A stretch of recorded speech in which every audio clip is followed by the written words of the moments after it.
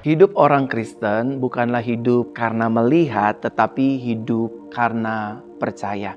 Itu loh yang diminta oleh Tuhan kita Yesus Kristus, bukan hanya kepada Thomas, salah satu rasul dari 12 rasul yang dia telah pilih. Tetapi pesan ini juga diberikan kepada saudara dan saya yang sedang menyaksikan program Verna Voice. Bahwa hidup kita bukan didasari atas dasar karena melihat, karena fakta. Tapi hidup kita didasari di atas dasar karena percaya. Saudara terkasih dalam Tuhan, mari kita belajar percaya dengan Tuhan lebih dan sungguh-sungguh lagi. Karena dunia di mana kita hidup hari-hari ini adalah dunia yang jahat, yang coba untuk menggiring opini kita untuk dibenturkan dengan keadaan fakta yang sedang terjadi. Kesulitan di mana-mana, kesehatan semakin menurun, sehingga pada akhirnya hal-hal fakta tersebut tanpa kita sadari, kita terseret untuk hidup di dalam kekhawatiran, kecemasan, kebimbangan,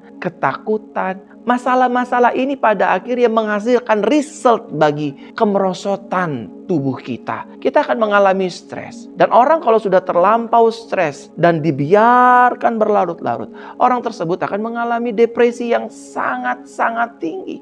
Oleh karenanya Bapak, Ibu, Saudara, mari kita kembali kepada pesan apa yang Yesus sudah ucapkan bagi kita.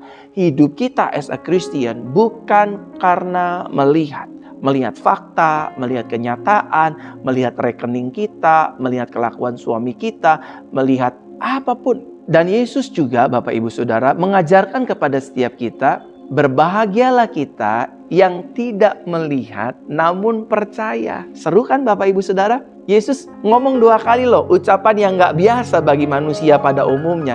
Yang pertama, hidup kita bukan karena melihat tapi karena percaya. Yang kedua, Yesus bilang ini, berbahagialah kamu yang tidak melihat namun percaya. Kalau teman-teman kondisinya sedang terpuruk ekonominya, keuangannya, rumah tangga sedang bermasalah, itu sepertinya sulit untuk percaya. Tapi kalau keadaannya lagi baik-baik saja, kita mungkin saja bisa percaya.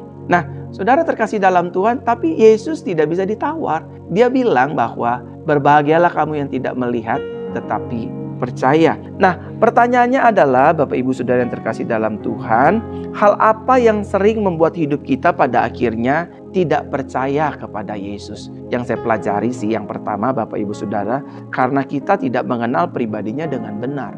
Rata-rata orang yang meninggalkan Yesus, rata-rata orang yang kecewa kepada pribadi Yesus adalah orang-orang yang tidak mengenal pribadi ini dengan baik dan benar. Meskipun dia sudah melayani Tuhan loh, meskipun dia sudah sebagai pembicara, sebagai pengkhotbah, sebagai gembala, oke. Tetapi kalau kita tidak mengenal pribadinya dengan baik dan benar, maka ini kelak akan menjadi bumerang yang akan melukai hidup kita. Kenapa Tuhan gak tolong ya? Kenapa Tuhan gak bayar hutang saya ya? Kenapa Tuhan belum menyembuhkan dan memulihkan sakit penyakit saya ya?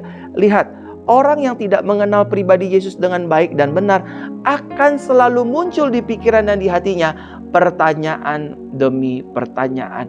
Why, and always why. Mengapa, dan mengapa. Oleh karenanya, tema yang saya sampaikan hari ini adalah mengapa kamu tidak percaya? Jawabannya sederhana, karena kamu tidak mengenal pribadi Yesus dengan baik dan benar. Hal ini pula juga yang dinyatakan oleh pribadi Yohanes Pembaptis. Meskipun mereka sepupu, saudara sepupu Yesus dan Yohanes, tapi Yohanes tidak mengenal pribadi Yesus secara mendalam. Sehingga pada akhirnya dia bertanya lewat pengikut-pengikutnya, coba tanya Yesus, apakah dia Mesias, Sang Juru Selamat, atau kita harus nunggu orang lain? Karena kondisi Yohanes tidak baik-baik saja. Kondisi ini mempengaruhi imannya. Ada banyak orang Kristen pelayan Tuhan juga imannya terpengaruh dengan fakta kenyataan kehidupan yang sedang mereka alami hari-hari ini. Sehingga mereka nggak percaya sama Tuhan. Sehingga mereka meragukan kuasa Tuhan. Sehingga mereka pada akhirnya, udahlah, sama aja.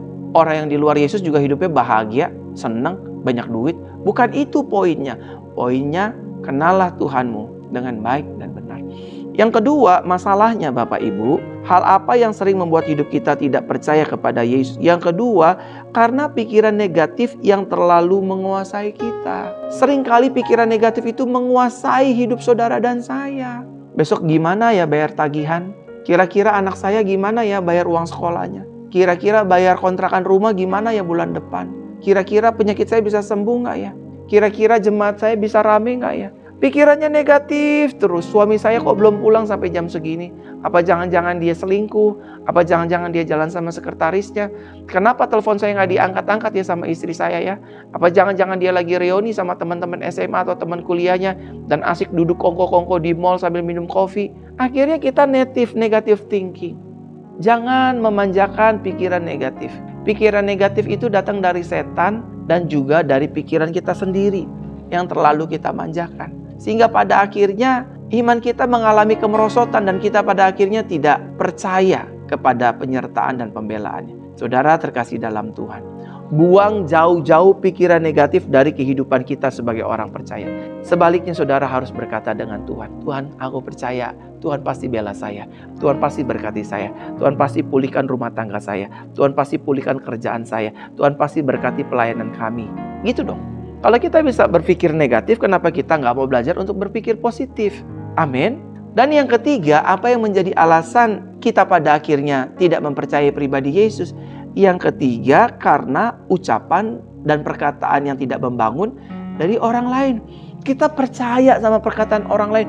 Wah, bahwa tahun 2025, tahun 2024, tahun 2027 adalah tahun yang suram. Dolar akan semakin naik, kesusahan di mana-mana.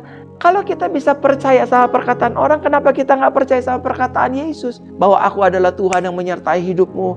Aku Tuhan yang tidak akan meninggalkan hidupmu. Aku Tuhan yang akan membela hidupmu. Aku Tuhan yang akan menyembuhkan sakit penyakitmu. Aku Tuhan yang akan menyediakan segala yang kau perlukan. Kenapa? Kenapa kita mau rela menyerahkan pikiran kita, telinga kita, hati kita, iman kita dengan perkataan orang lain? Dengan statement busuk orang lain? Why? Tahukah saudara, 12 pengintai itu, yang 10 itu mempengaruhi jutaan bangsa Israel. Perkataan buruk dari 10 pengintai itu, waduh, orang yang di Yeriko itu besar-besar, susah, kita nggak bisa menang, dan lain sebagainya. Akhirnya semua iman drop. Hari ini, kalau Bapak Ibu Saudara sering mendengar orang-orang di sekitar Bapak Ibu Saudara yang sering mengeluarkan perkataan-perkataan buruk, suka ngomongin orang, buang jauh-jauh, tinggalkan, putuskan hubungan itu. Karena firman Tuhan berkata dengan jelas, pergaulan yang buruk merusak kebiasaan baik kita. Jadi Bapak Ibu Saudaraku terkasih dalam Tuhan, jangan sering-sering memberikan makanan, pikiran, telinga, iman kita dengan perkataan buruk orang lain. Jangan dengerin, apalagi gibahan-gibahan orang lain. Jangan mau dengar. Jangan mau dengar. Dengarlah yang baik. Dengarlah firman Tuhan. Dengarlah perkataan Tuhan. Dengarlah janji Tuhan. Akan tergenapi dalam hidupmu dan hidupku. Dan selanjutnya Bapak Ibu Saudara terkasih dalam Tuhan, hal yang membuat kita sering pada akhirnya tidak percaya kepada pribadi Yesus adalah karena fakta nyata yang sedang terjadi di hadapan kita. Faktanya rekening kita sedang gak ada uangnya. Faktanya memang kita gak bisa bayar kuliah. Faktanya memang kita gak bisa bayar uang kontrakan. Faktanya memang kita gak bisa menyelesaikan tunggakan dan tagihan kita.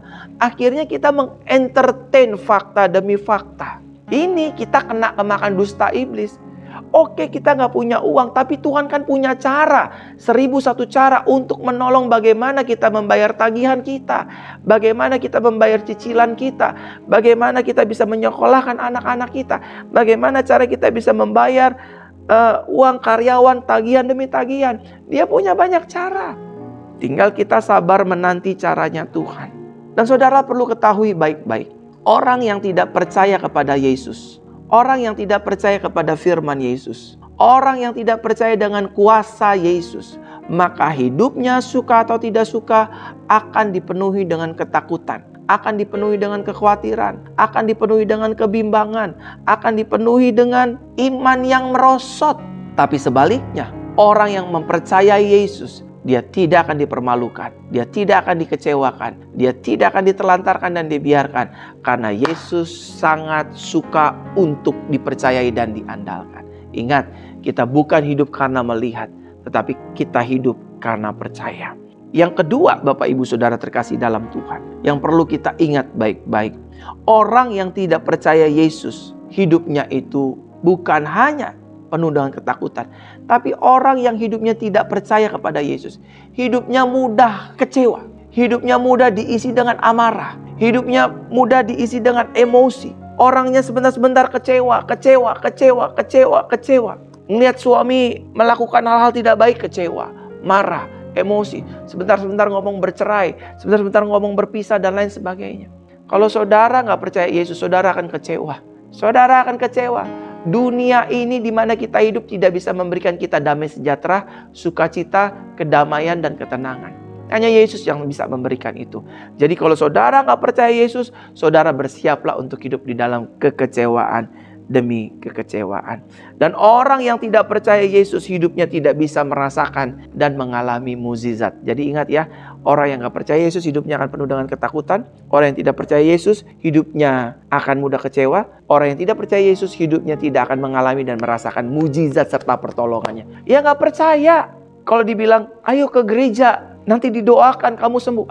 Udahlah gak usah ke gereja. Ya udah sakitnya gak sembuh-sembuh. Kalau Tuhan bilang kalau kamu lagi ada masalah, kamu berdoa. Masuk ke kamar, tutup mata, lipat tangan, berdoa. Maka Bapamu yang di sorga akan menjawab doamu. Udahlah gak usah doa. Pusing, bosan. Ya udah. Masalah saudara berarti gak akan selesai-selesai. Tapi waktu kita mulai percaya, Tuhan aku percaya ya.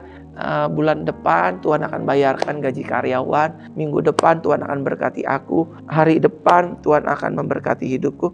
Maka saudara akan melihat penyertaan dan pembelaan Tuhan. Saudara terkasih dalam Tuhan, mari mulai belajar percaya kepada Yesus. 3 poin terakhir.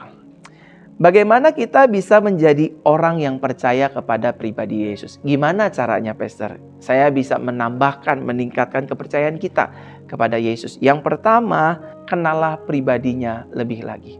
Kenalah pribadi Yesus lebih lagi. Gimana caranya? Baca firman-Nya. Miliki waktu untuk bersama dengan Yesus lewat doa, memuji, dan juga memiliki intimasi bersama dengannya. Kenalah pribadi Yesus dengan baik dan benar. Maka saudara akan memiliki kekuatan iman yang tangguh. Saudara tidak mudah diombang-ambingkan seperti perahu di tengah lautan. Tapi sebaliknya saudara akan tough, saudara akan kuat, saudara akan tegar. Karena Yesus beserta dengan kita. Yang kedua, bagaimana caranya agar kita bisa menjadi percaya lebih dan lebih lagi kepada Yesus? Yang kedua, bangunlah hubungan pribadi dengan Yesus. Setiap hari bangun hubungan. Bangun mesbah dengan Yesus. Saudara tidak akan pernah menyesal. Saudara akan menjadi pribadi yang kuat. Dan yang ketiga, Bapak Ibu Saudara, bagaimana kita bisa menjadi orang yang percaya? Ingatlah setiap perkataan firman-Nya. Isi pikiran kita, telinga kita, iman kita dengan firman-Nya yang hidup. Firman-Nya tidak berdusta. Dia berfirman, apa yang keluar dari mulutnya Tuhan tidak akan kembali dengan sia-sia. Tetapi itu akan mengerjakannya untuk kemuliaan nama Tuhan dengan berhasil. Saudara terkasih dalam Tuhan, kalau hari-hari ini saudara bimbang, cemas, takut, khawatir, ragu, stres, depresi, itu tandanya saudara kehilangan kepercayaan kepada pribadi Yesus. This is your time for your healing, for your restoration. Allow me to pray for you everyone through this program Verona Voice. I would like pray for you everyone. Aku mau berdoa buat teman-teman. Mari kita berdoa. Tuhan, aku berdoa hari ini buat teman-temanku yang sudah kehilangan kepercayaannya kepada Tuhan. Mereka justru lebih memilih untuk hidup dalam kekhawatiran, kebimbangan, kecemasan, dan hidup dalam ketakutan. Hari ini tambahkan iman mereka, bimbing iman mereka, agar mereka boleh menghidupi apa yang menjadi perkataan Yesus. Berbahagialah engkau tidak melihat tapi percaya. Dan hidup kami bukan karena melihat tapi karena percaya. Terima kasih Bapa, terima kasih Tuhan. Ubahkan hati kami, paradigma kami, dan buat kami melalui program ini mengalami metanoia, perubahan cara berpikir. Terima kasih, mulai hari ini kami mau belajar untuk percaya kepada satu pribadi, satu nama, yaitu Yesus Kristus. Demi dan di dalam nama Tuhan Yesus kami berdoa. Haleluya, haleluya. Amin, amin, amin. Saudara, mulai hari ini belajar percaya yuk sama pribadi Yesus. Yesus tidak akan mengecewakan.